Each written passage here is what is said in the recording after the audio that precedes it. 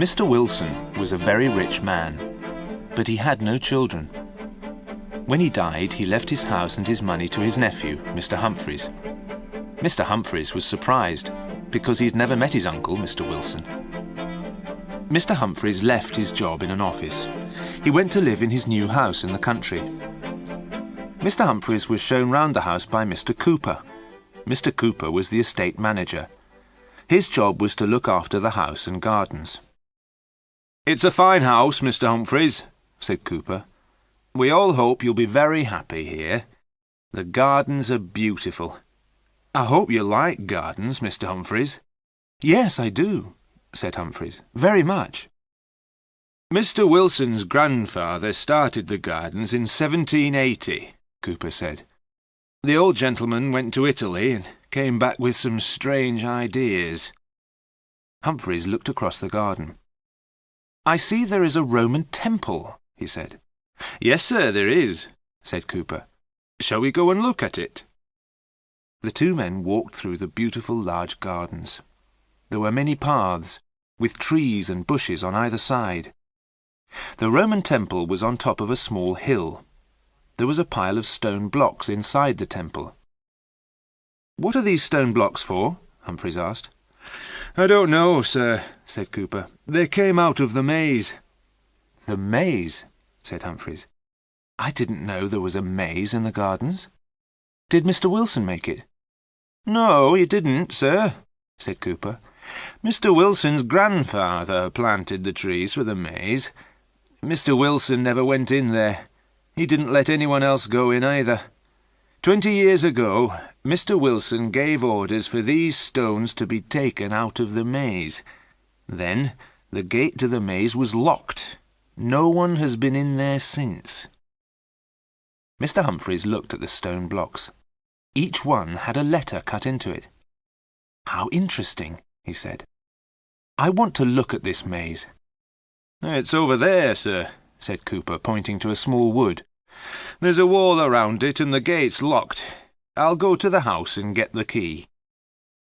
Cooper went back to the house. Humphreys walked to the small wood. He found a wall with a gate. The gate was locked with an old padlock. Above the gate was some writing in Latin. "Secretum meum mihi et filius domus mei." "Let me see," Humphreys said. "That means something like, 'My secret is for me and for the sons of my house.' Well, I'm a son of the house. The secret is mine, too." He kicked the old padlock. It broke and fell to the ground. He opened the gate and went into the maze. The picture sequence from the cinema has finished. You can look at it once more if you want. A dark path led into the maze. Inside, paths ran between thick hedges of tall yew trees. It was difficult to walk along the paths. The branches of the trees had grown across the paths. They almost blocked the way. Humphreys was the first person to walk in the maze for 20 years. He walked to the centre of the maze without getting lost. "This is too easy," he said to himself. "A maze is a puzzle. People always get lost in a maze." A stone column stood in the centre of the maze. It was about 4 feet high. On top of the column there was a metal globe. There were drawings and writing on the globe. It was dark and hot in the maze. There was no wind. There was a strange silence. Humphreys noticed that the birds had stopped singing. He turned to go. Then he heard something moving in the maze behind him. He looked around. He was suddenly afraid. He thought that someone was watching him.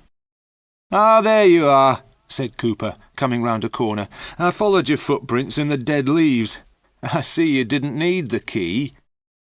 Humphreys was pleased to see Cooper. He thought he was going to see someone or something else. The two men walked back to the house. "Can you ask the gardeners to clear the paths?" said Humphreys. "Tell me, why did Mr. Wilson close the maze?" "I'm not sure, sir," Cooper replied. "Mr. Wilson didn't like his grandfather, old Mr. Wilson, the one who planted the maze. He burnt all his grandfather's books. Perhaps that is why he closed the maze. "What do you know about old Mr. Wilson?" Humphreys asked. "Not much, sir," said Cooper. "He's been dead for 50 years. No one knows where he's buried. He had an Italian servant. The Italian servant buried his master at night. He was buried somewhere here in the gardens, but the grave has never been found." "How very strange," said Humphreys. Mr. Humphreys went back to the house. A letter was waiting for him. Bentley Manor, the 14th of August, 1880. Dear Mr. Humphreys, you don't know me, but I am your neighbour. I am writing a book on English gardens. May I visit your garden? I am interested in the maze. I asked your uncle many times to let me see the maze, but he never let me see it. I hope you will let me see it. Also, I'd like to have a plan of the maze. I hope this is possible. Your neighbour, Lady Wardrop. Mr. Humphreys immediately replied to Lady Wardrop's letter. He invited her to visit the gardens the next day. He promised to give her a plan of the maze. "I shall draw a plan tomorrow morning," he said to himself. The picture sequence from the cinema has finished. You can look at it once more if you want. He spent the evening in the library. There were thousands of books. He saw a very thin book on a high shelf. It was called The Secret of the Maze. He took the book to his bedroom. He wanted to read it before he fell asleep. He looked out of the bedroom window. There was a bright moon in the sky. The gardens were beautiful in the moonlight. White moonlight shone on the Roman temple. There was a red light in the maze. Something was burning. "Of course," Humphreys said to himself, "the gardeners cleared leaves from the paths of the maze this afternoon. They lit a fire to burn all the dead wood and leaves. The fire is still burning." There was one strange thing Mr. Humphreys did not like about the gardens. There was one yew tree, growing alone. It stood halfway between the maze and the house. "I haven't seen that tree before," Humphreys said. "It's in a strange place. I will tell the gardeners to cut it down." Then he started to read the small book called The Secret of the Maze. There was a story in the book about a maze. The story happened many, many years ago. The maze was in a strange land. At the centre of the maze there was a red jewel. The jewel was very valuable. Many men tried to find the jewel. Many men went into the maze, but no one ever came out again. One day, a traveller went into the maze. He saw the pathways clearly. The sun was shining. The traveller found the centre of the maze by the end of the day. The red jewel was at the centre of the maze. The jewel was the colour of fire. A voice spoke to the traveller. "You have learned the secret of the maze." A doorway opened to a beautiful garden. The voice said, "This is the garden of peace. You may go in, but you may never leave the garden again. Choose between the garden and the jewel. You cannot have both." The traveller wanted to be a rich man, so he took the jewel, and the garden disappeared. The traveller tried to find the path out of the maze, but he got lost. Night fell. The creatures of the night came out of the ground. They had no eyes, but they could smell the traveller. They had sharp teeth and claws. They were hungry for flesh and blood. The traveller ran along the dark pathways. The night creatures followed him. All night the traveller ran through the maze. All night the creatures followed him. In the morning, the night creatures disappeared back into the ground. Daylight came, but no sun. A thick white mist covered the maze. The tired traveller walked round the maze. At last he came to the gate. The gate was locked. Above the gate there was a sign. "No man may go out of this gate unless another man comes in." The traveller called through the gate to the people outside. "Come in and let me out. I know the secret of the maze. I have the jewel. Come in here and I will make you rich." But no one came. Humphreys put the book down and fell asleep. He started to dream. He was afraid. He was not in his bed. He was standing inside a gate. He was holding something in his hand. It was hot and red. It shone with a red light. There was a white mist all around him. He was calling out loudly, "Help me! Help me! Open the gate!" A face appeared at the gate. He thought he knew the person's face. The person smiled. He was opening the gate. Humphreys felt happy. "Free," he thought, "free at last." Then he looked at the man who was opening the gate. He knew the man's face. It was himself. "No, no!" Humphreys cried out and woke up. He was on the floor beside his bed. The book he had been reading was gone. It was never found again. The picture sequence from the cinema has finished. You can look at it once more if you want. After breakfast, Humphreys took some paper and a pen. He went out into the garden. "I will draw a plan of the maze," he said to himself. Once again he walked straight to the centre of the maze. He did not get lost. The gardeners had done their job well. The pathways were clear. The gardeners had also cleaned the metal globe.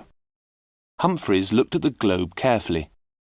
A strange creature was drawn round the centre of the globe. The words "Umbra Mortis," the shadow of death, were written below the creature. The creature was eating its own tail.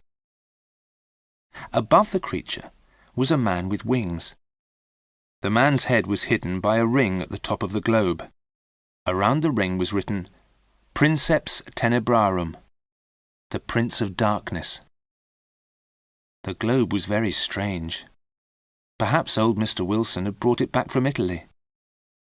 Humphreys knocked on the metal globe with his hand. The metal did not seem very thick. The globe sounded hollow. Humphreys was surprised. The globe was hot. It burnt his hand. Was something burning inside the metal globe? He walked away from the globe. He started to draw a plan of the maze. It was difficult, and he made mistakes. Then it started to rain. Humphreys stopped drawing and went back to the house. In the afternoon the rain stopped. Soon after lunch, Lady Wardrop arrived. "It is very kind of you to let me see your gardens," Lady Wardrop said. "Tell me, do you have a plan of your maze?" "I started to draw one this morning," Humphreys said. "Oh, good," Lady Wardrop said. "Could you let me have a copy for my book?" Lady Wardrop talked about gardens. She had visited all the famous gardens in England. Humphreys listened politely and led her to the entrance of the maze. "Do you know the way to the centre of the maze?" asked Lady Wardrop. "Certainly," said Humphreys. "Please follow me." They walked around inside the maze for a quarter of an hour. They walked round and round in circles. Mr. Humphreys could not find the centre of the maze. "I am very sorry, Lady Wardrop," he said. "I was sure I knew the way. I've walked to the centre twice before without making a mistake." Lady Wardrop was hot and red in the face. "I've seen many mazes," she said, "but not one like this. It makes me feel strange." "Why?" Humphreys asked. "Look," said Lady Wardrop, pointing to a tree. "Here's my handkerchief. We came along here 5 minutes ago. I put my handkerchief on a tree on the right-hand side of the path. Now we've come this way again, but my handkerchief is on the left-hand side." "That's because we've come from the other direction," Humphreys said. "I'm not so sure," Lady Wardrop said. "Also, have you noticed those holes in the ground? There is one on the left-hand side of each corner." "Those are probably where the stone blocks came from," said Humphreys. "We're near the gate. Shall we leave the maze and I'll show you the stone blocks?" He took Lady Wardrop to the Roman temple. He showed her the stone blocks.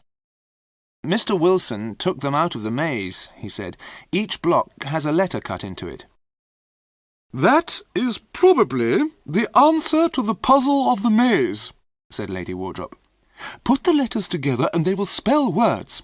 When the stones were in their holes, you followed the words to find the centre of the maze. But of course you had to know the words. That was the secret." "Aha! Very simple," said Humphreys as they walked back to the house.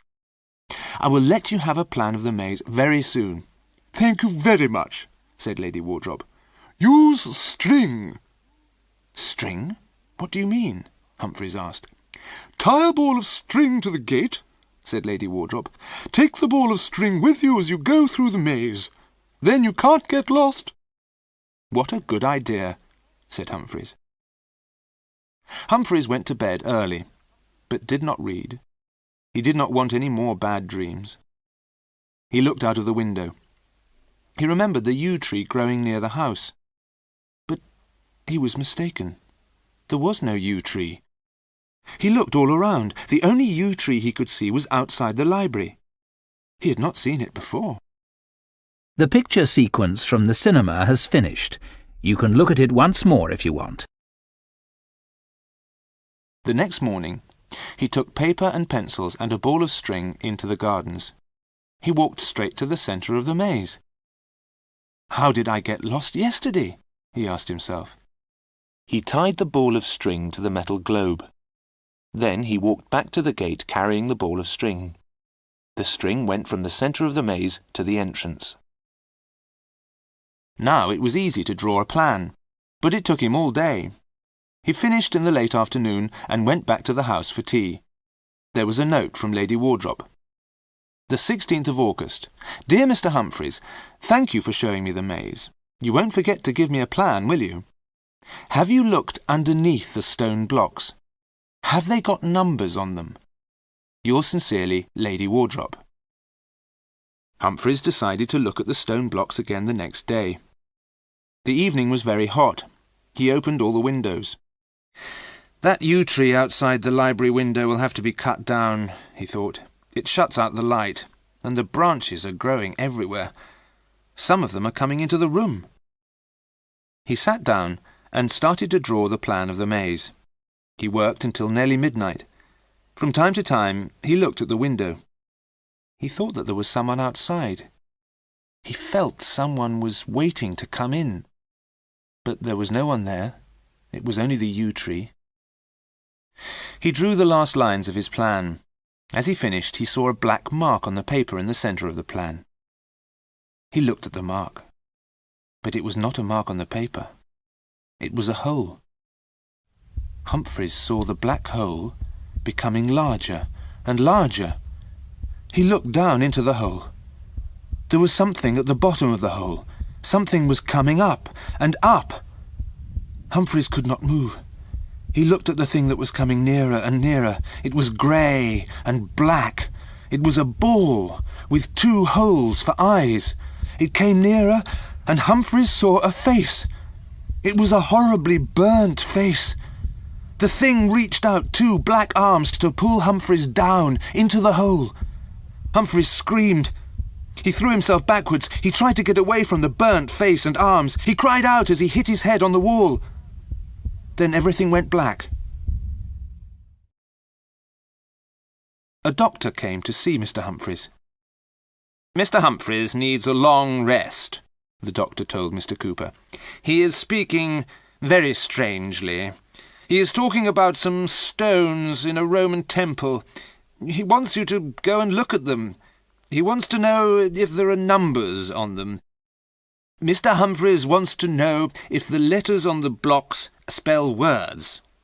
Also, he wants you to open the metal globe in the centre of the maze," the doctor went on. "After that, he wants you to cut down the maze and burn the trees." Lady Wardrop came to the house when she heard of Mr. Humphreys' illness. The gardeners were busy cutting down the maze and burning the yew trees. Cooper came up to her and said, "Excuse me, Lady Wardrop, but we've got 2 strange things here. Shall I show them to Mr. Humphreys?" "Let me see them," said Lady Wardrop. The first thing was a broken metal globe. Inside the globe was the burnt body of a man. "We think it's the body of old Mr. Wilson," said Cooper. "We never found out where he was buried." The second thing which Cooper showed Lady Wardrop was a row of stone blocks. They were outside the Roman temple. "There was a number on the bottom of each block," said Cooper. "I put them in order. I'm afraid I don't know much Latin, Lady Wardrop. Can you tell us what it means?"